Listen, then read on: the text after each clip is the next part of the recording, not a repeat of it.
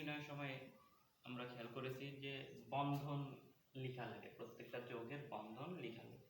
অনেকে প্রশ্ন করেছে যে ভাইয়া আমরা বন্ধন কিভাবে লিখবো, যে আমরা মিথেন লেখার সময় মিথেনের বন্ধন এভাবে লিখেছিলাম যে একটা দুইটা তিনটা এভাবে আমরা লিখেছিলাম।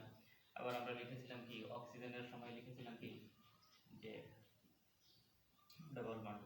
এখন এই যে ডাবল বন্ড কিভাবে আসে, দ্বিতীয় বন্ধন বা এক বন্ধন, তিন বন্ধন, এইটা কিভাবে আসে, তো এইটা আমরা আজকে শিখব। এই বন্ধন শক্তি বা এই বন্ধন কিভাবে আসে এটা জানার জন্য তোমাকে আগে মৌলসমূহের যোজনী জানতে হবে।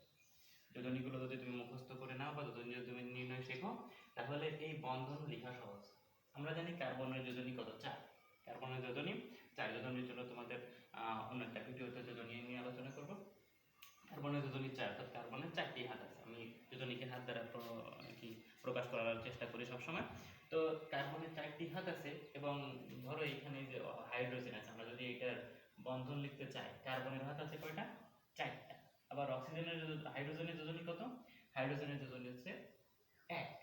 তো 4টা কার্বনের 4টা যোজনী ফিল আপ করার জন্য এক যোজনী বিশিষ্ট হাইড্রোজেন দরকার কয়টা, 4টা। অর্থাৎ 4টা কার্বন, একটা কার্বনের 4টা হাত আছে, তো এই 4টা হাত ধরার জন্য 1 হাত বিশিষ্ট 4টা হাইড্রোজেন দরকার। এর জন্য আমরা কি করি,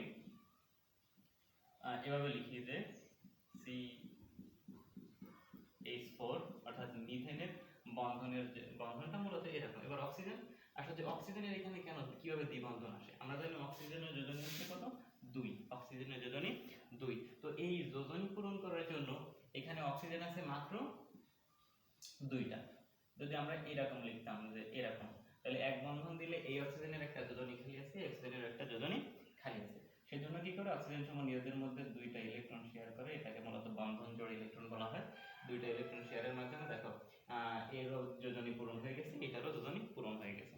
যদি আমরা আরেকটা যৌগ লিখি, মনে করো গ্লুকোজ C6H12O6, তোমরা চাইলে নিজেরা এই ভিডিওটি পজ করে রেখে এই যে যৌগটা গ্লুকোজ, এইটার কি বলতো বন্ধন লিখে ফেলতে পারো।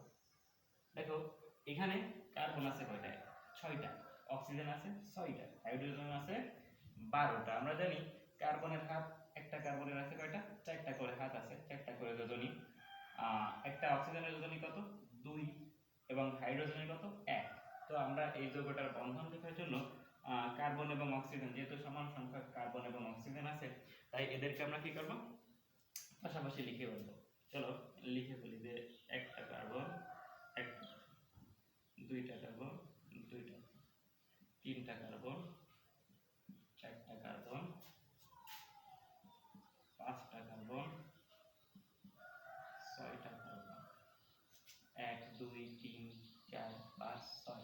দেখো এখানে 6টা কার্বন এবং 6টা অক্সিজেন আমি লিখে ফেলছি। তোমরা এটা বিভিন্নভাবে সাজায় দেখবা যদি না মেলে, তো লিখে ফেলছি। এবার এক একটা কার্বনের আমরা জানি 4টা হাত, তো অক্সিজেন হাইড্রোজেন আছে 12টা।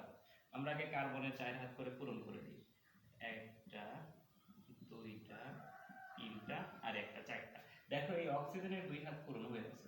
তাহলে এই যে কার্বনটা আছে এর দেখো 2 হাত, আরো 2 হাত খালি আছে, তাহলে একটা 2টা।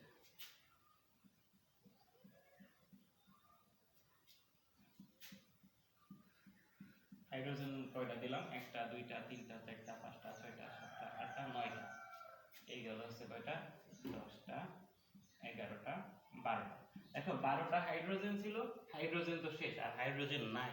এবার কি হবে, তাহলে তো এই যে কার্বন, এই কার্বনের যোজনী দেখো একটা খালি আছে, এবং এই অক্সিজেনের যোজনী একটা খালি আছে। তাহলে আমরা যদি এখানে আরেকটা বন্ধন দিয়ে দিই, তাহলে দেখো এই কার্বনের 4 হাত পূরণ হয়ে গেছে, 4টা যোজনী ফিল আপ হয়ে গেছে, এবং এই অক্সিজেনেরও 4টা যোজনী পূরণ হয়ে গেছে, 2টা যোজনী পূরণ হয়ে গেছে। এভাবেই মূলত বন্ধন লিখতে হবে। তোমার যোজনীর উপর ডিপেন্ড করে প্রত্যেকটা যৌগের বন্ধন লেখা হয়। আশা করি বন্ধন লেখার ব্যাপারটা তোমরা বুঝতে পেরেছো। এরপরে যদি বন্ধন এই যে গঠন, যৌগসমূহের গঠন লিখতে তোমাদের সমস্যা হয়, তাহলে কমেন্টের মাধ্যমে জানাবা। আমি চেষ্টা করব সবগুলো সমস্যার সমাধান করে দেওয়ার জন্য। ধন্যবাদ।